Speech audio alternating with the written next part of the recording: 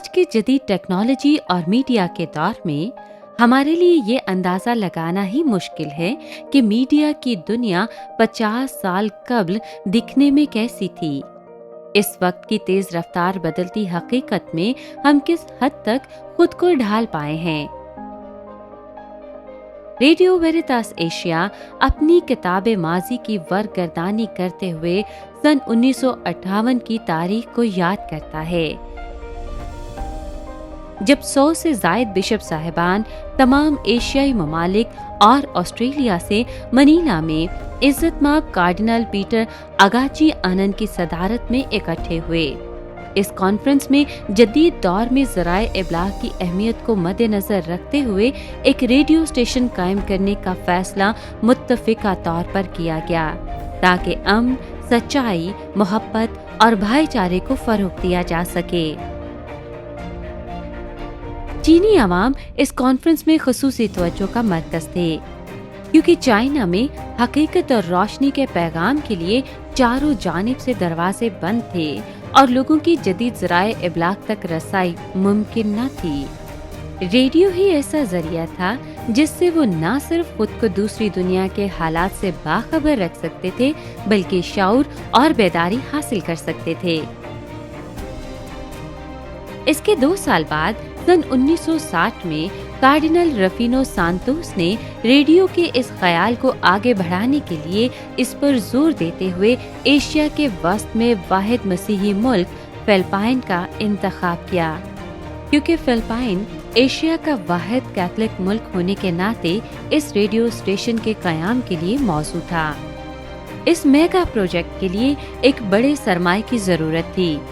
مغربی جرمنی کی مرکزی حکومت نے اس کی کل لاگت کا 75% دیا، جبکہ 15% فلپائن نے اپنے ذمہ لیا۔ سن 1967 میں ٹیسٹ ٹرانسمیشن جاری ہوئی۔ شارٹ ویو ٹیکنالوجی کو استعمال کرتے ہوئے سن 1969 میں پہلی بار ریڈیو کی آواز لہروں کی صورت میں دوسرے ممالک کی سرحدوں کے پار پہنچانے کا آغاز ہوا۔ اس کے لیے 100 کلو واٹ کے 2 ٹرانسمیٹرز کا استعمال کیا گیا۔ یہ ریڈیو اسٹیشن براعظم ایشیا کے کروڑوں عوام کی زبان بن کر ابھرا اور پورے ایشیا کے لوگوں کے جذبات اور احساسات کی ترجمانی کرنے لگا۔ ترقی کی یہ منازل طے کرتے ہوئے ہر جگہ مقبولیت اور قبولیت حاصل کرتا گیا۔ وقت نے ثابت کر دکھایا کہ 1958 میں منعقدہ کانفرنس میں جو فیصلہ کیا گیا تھا وہ بروقت اور درست تھا۔ وقت کے ساتھ ساتھ بھارت، بنگلہ دیش، برما، ویتنام، کوریا، انڈونیشیا اور سوویت یونین کی قومی اور علاقائی زبانوں میں بھی اس ریڈیو اسٹیشن سے پروگرام نشر ہونے لگے۔ سن 1974 میں سری لنکا میں ایشین بشپس کانفرنس منعقد ہوئی، جس میں پاکستان کی طرف سے تقدس مآب آرچ بشپ ارمانڈو ٹرینڈاٹ نے پاکستانی عوام کی ترجمانی کرتے ہوئے شرکت فرمائی۔ یہ کانفرنس اس لحاظ سے خاص تھی کہ اس کا موضوع تھا کہ جہاں ریڈیو ویریتاس ایشیا کا امن اور محبت کا پیغام سنا اور سمجھا نہیں جا رہا، وہاں بھی یہ پیغام ان کی علاقائی اور قومی زبان میں پہنچایا جائے۔ اس کانفرنس کے نتیجے میں آج سے 32 سال قبل 14 اگست سن 1987 کو ریڈیو ویریتاس ایشیا اردو سروس کا آغاز فلپائن سے ہوا۔ ان 32 برسوں میں اردو سروس نے اپنے سننے والوں کے دلوں میں امن، سچائی اور محنت کے جذبات پیدا کیے، اور اب اردو سروس نے جدت کے نئے تقاضوں کو پورا کرنا شروع کر دیا، اور یوں امن اور محبت کی نئی صبحوں کی کرنیں پھیلنے لگیں۔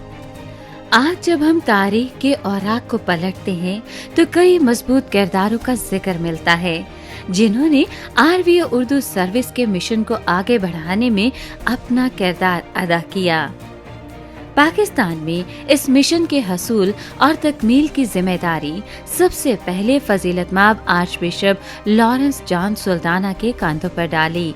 اس کے بعد تقدس مآب بشپ اینڈریو فرانسس نے یہ ذمہ داری مختصر عرصے کے لیے قبول کی۔ بعد ازاں یہ خوبصورت اور باکردار ذمہ داری فضیلت مآب آرچ بشپ جوزف ارشد نے صدقہ دل سے قبول کی اور آج تک احسن طریقے سے بحیثیت چیئرمین اس ذمہ داری کو نبھا رہے ہیں۔ فضیلت مآب آرچ بشپ لارنس جان سلطانہ ریڈیو ویریٹاس ایشیا اردو سروس کے پہلے ڈائریکٹر بھی رہے، جن کے بعد یہ ذمہ داری فادر ندیم جان شاکر نے سنبھالی۔ 16 سال کی اس خدمت کے بعد یہ ذمہ داری ریورنڈ فادر سیموئل جارج کو سونپ دی گئی۔ انہوں نے یہ خدمت 1 سال تک سر انجام دی۔ اس وقت سے لے کر آج تک یہ ذمہ داری ریورنڈ فادر کیسر فیروز کے مضبوط کاندھوں پر ہے، جن کی روشن خیالی ریڈیو ویریٹاس ایشیا کو جدید ٹیکنالوجی کے تقاضوں سے ہم آہنگ کر رہی ہے۔ ریڈیو ویریٹاس ایشیا اردو سروس کے کارواں کے پہلے ساتھی ڈومنک جیکب، جیری ڈگلس اور مینا جارج نے اس عظیم مشن کا آغاز فلپائن سے کیا، جبکہ پاکستان میں ایک ٹیم بڑی محنت اور لگن سے پروگرام تیار کرتی تھی۔ اس ٹیم میں Sunila Javed, Isaac Samson, Franklin Masih, Gloria Morris, Aziz مورس اور علیما ڈینیل شامل تھے۔ ڈرامہ نگاروں کی حیثیت سے ڈاکٹر سیموئل کیرن، صبح صادق لوئس اور الیاس مراج الدین کے نام قابل ذکر ہیں۔ بعد ازاں 2 خاتون پروڈیوسرز نینا جارج اور کیتھرین جارج اس کارواں میں شامل ہوئیں۔ سن 1990 میں کیتھرین جارج فلپائن کی ٹیم کے ساتھ شامل ہو گئیں، جہاں انہوں نے عرصہ 5 سال تک خدمت سر انجام دی۔ سن 1992 میں مزید 2 افراد پرویز روڈرک اور نوشین آستر کا اضافہ ہوا۔ سن 1994 میں جوزف رفیق اور سارا جان بھی اپنی صلاحیتوں کے باعث اس ٹیم میں شامل ہو گئے۔ سن 1995 میں امرین منیر اور فاروق انور نے فلپائن میں یہ ذمہ داری سنبھالی۔ پاکستان میں ابتدائی پروڈیوسرز میں یونس سنی، روبنسن بینجمن، نائلہ ندیم، نینا پرویز اور عاصم کھنہ جیسے ہونہار اور محنتی لوگ شامل تھے۔ بعد ازاں اس کارواں میں نائلہ کیرن، آشی جارج، انیلا مائیکل، معروف عاشر، نبیلہ عاشر، جنیدہ آرتھر، ناسیہ جارج، لبنہ سروش، مونا اینتھنی، ہنا جاوید، نسیم صادق، عامر سہیل، ارم عمران اور فرانسس زیویئر جیسے ہونہار صداکار شامل ہوئے۔ سن 1992 میں فادر ظفر اقبال نے منیلا میں کوآرڈینیٹر کی حیثیت سے کام کرنا شروع کیا۔ سن 1999 میں فادر خالد یوسف، جس کے بعد فادر عنایت برنارڈ اور فادر روبن بشیر نے کوآرڈینیٹر کی ذمہ داری سنبھالی۔ سن 1999 میں نئی پروڈیوسر مریم حاکم اس ٹیم کا حصہ بن گئیں۔ آج RVA اردو سروس بلندیوں کے جس مقام پر ہے، اس کے پیچھے ویو اسٹوڈیو کا اہم کردار رہا ہے۔ ویو اسٹوڈیو کا باصلاحیت اور مستقل مزاج تکنیکی عملہ نہ صرف RVA کے لیے اپنی صلاحیتوں کو بطور خدمت پیش کرتا رہا، بلکہ ابتدائی دور میں تمام پروڈیوسرز کو باقاعدہ تربیت دینے کی ذمہ داری بھی ادا کرتا رہا۔ ان ریکارڈنگ انجینئرز میں اینڈریو میسی، راجہ ہیریسن، حسن زیدی اور پطرس نعمت کی کاوشیں قابل ذکر ہیں۔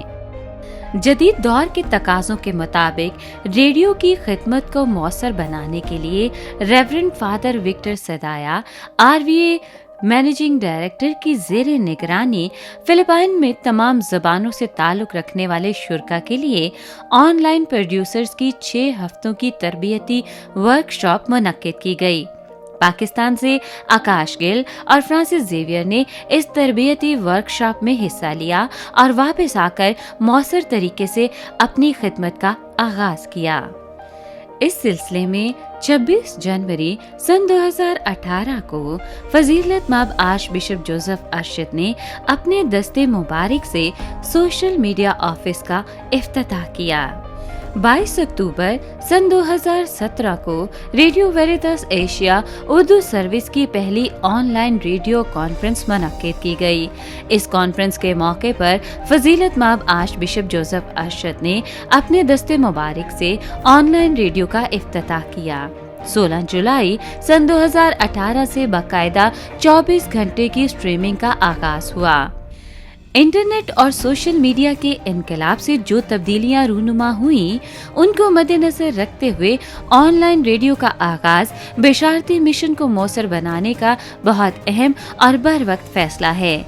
अब सोशल मीडिया के अकाउंट्स ट्विटर, यूट्यूब, फेसबुक और वेबसाइट पर रोजाना प्रोग्रामों के अलावा वीडियोस, खबरें, मज़ामीन और तस्वीरी पैगामात अपलोड किए जा रहे हैं। रेडियो वेरितास एशिया उर्दू सर्विस की खसूसियत ये है कि पाकिस्तान में जब तक ये शॉर्ट वेव रेडियो था, सुनने वालों की अक्सरियत हमारे मुस्लिम बहन भाइयों की थी।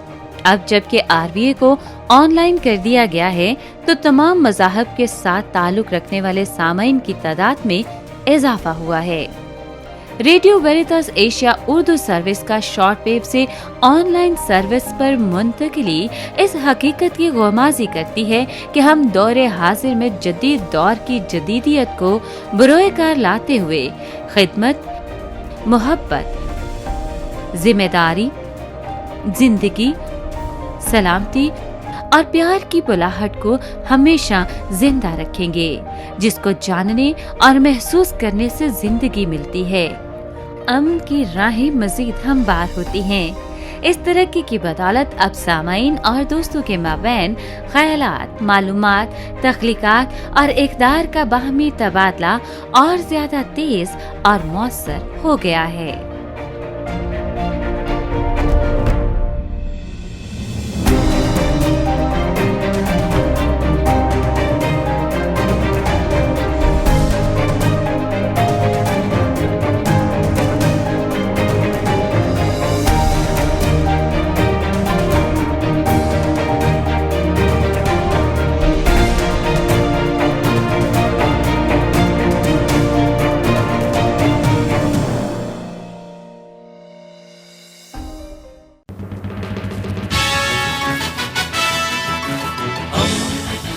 दोस्ती का पैगंबर रेडियो वेरितास एशिया।